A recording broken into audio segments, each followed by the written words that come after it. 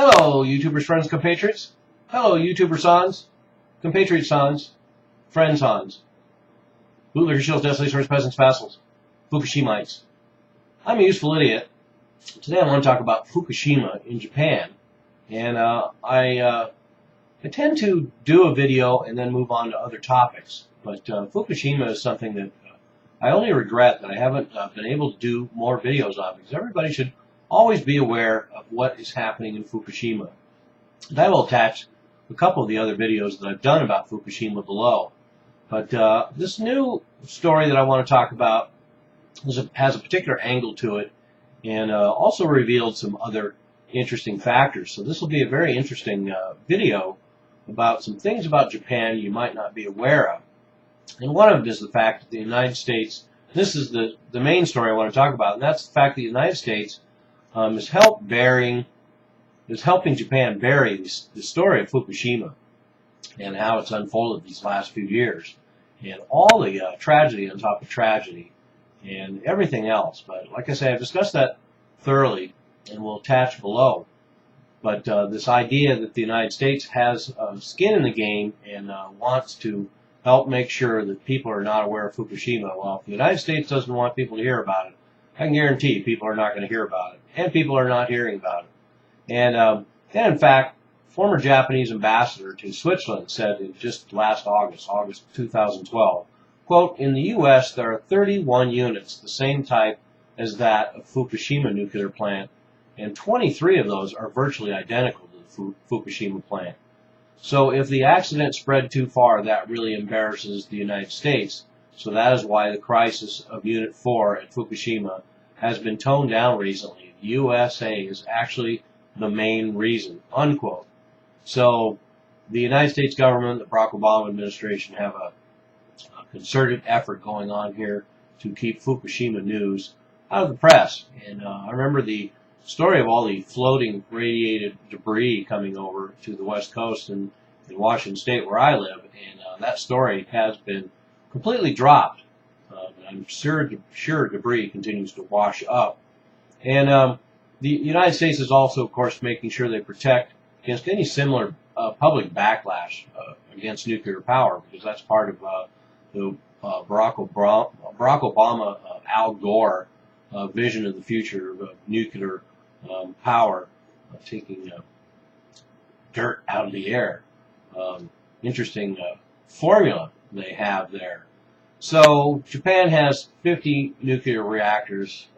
Only 2 are online right now. Of course, with the new Japanese administration and Abe in power, he wants to get those back online. And apparently he's getting a lot of pressure from Barack Obama and Hillary Clinton to do just that. Well, of course, now just Barack Obama.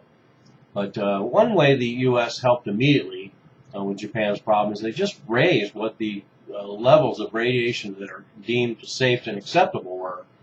So they were raised here as well as in Japan. And then it's also believed that Secretary of State Hillary Clinton signed an agreement promising to continue to buy Japanese seafood. Turns out that the FDA apparently is not even testing Japanese seafood for radiation. So that's pretty comforting, and that seems like the kind of thing that they would do. I know there's other Japanese food that is circulating as well, Japanese beef. And the United States has been an integral part of efforts to get Japan's nuclear reactors all restarted and back online. And the Japanese government was getting that message from Obama and Hillary Clinton long before Abe came into power. But that is continuing. And they also putting pressure on the Japanese to drop their 0 nukes by 2030 promise. So now it's 0 nukes by 2030 or whenever the hell we feel like it. So that suits American foreign policy better. And the other thing that's interesting about this, though, there's theories that one of the reasons the United States is trying to keep this quiet and Japan is keeping this quiet is because Fukushima has revealed a clandestine Japanese nuclear weapons program. And there isn't much evidence of that, although there's some interesting information out there. So I'll bring it to my regulars and see what they think. because there are various theories that Japan has a space program in order to develop delivery systems for possible nuclear weapons. And we know that Japan does have a space program, and we know that their missile technology is easily convertible to offensive. And but where it gets interesting is that theoretically the U.S. circumvented national and international laws to secretly get Japan weapons-grade plutonium in the 1980s. Basically a clandestine nuclear weapons program. This would have been under Reagan, which makes sense because Reagan certainly had an interest in countering a second front with Russia and China. And certainly that would also make sense that we would have that policy now, considering Obama's, well, Bush before him, this pivot towards Asia, encirclement of China, strangulation, economic strangulation.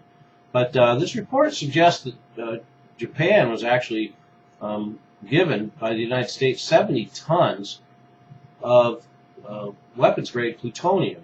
And if true, that would be a huge amount. That would be enough to build enough nukes that would equal what Pakistan, India, and China have combined. And they could do it in record time. And the plutonium is there. Plutonium is now being used in a lot of Japan's nuclear reactors, and which is really interesting considering the U.S. continues to deny that they have weapons-grade plutonium. And yet there are stories circulating as far back as the 60s. The United States was helping Japan build a nuclear weapons program and supply them with weapons-grade plutonium. And it's not necessarily that I'm so open to conspiracy theories as just seeing history and seeing how governments work and seeing how the United States and Japan and all the other countries in the world work.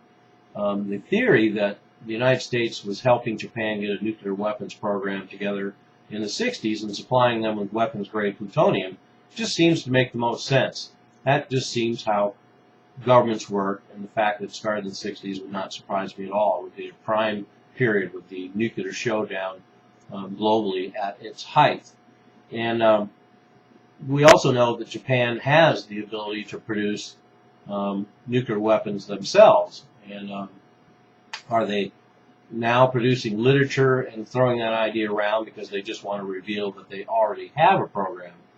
As a matter of fact, in September 2006, the Japanese government had an internal report called, quote, "The possibility of domestically producing nuclear weapons," unquote. Can't be any clearer than that in any language. And they said it would take 3 to 5 years and cost $3 billion. So that was in 2006, and they were considering the idea. And once again, I would suggest, really, if they are so far along that all they would need is $3 billion in 3 to 5 years to produce their own nuclear arsenal, suggests to me that they've already done it. But that's just how I think. That seems like a very small amount of money in a very short amount of time, so they could just take 3 years and then reveal the system they already have and say they just built it. And one article that I read suggests that Japan would have to be subject to the rules of the International Atomic Energy Agency worldwide, and I counter that by saying, why would they?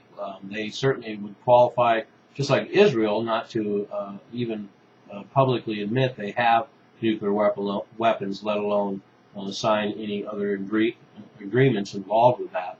So I can shoot that down. And I also had to laugh because the current Prime Minister of Japan, Abe, claims many former Prime Ministers think Japan should have nuclear weapons too, but considering how many times the Japanese changed government, I mean, how many Prime Ministers have they had in the last 20 years, 40 or 50? I don't know. And then last but not least, another reason it makes sense that Japan might already have a nuclear weapons program is because there's huge profits to be made by everyone involved. And as my friend Bertley has pointed out, on every occasion, you follow the money, and that's where you find the truth. And this is certainly an example of that. I would imagine the profits would be irresistible, and having that foundation already laid, clandestine Japanese nuclear weapons program makes total sense to me. But of course, I could be completely wrong. But, well, let's rule that out for now. I'm a useful idiot. Don't you be one too. And remember, if I agreed with you, then we'd both be wrong.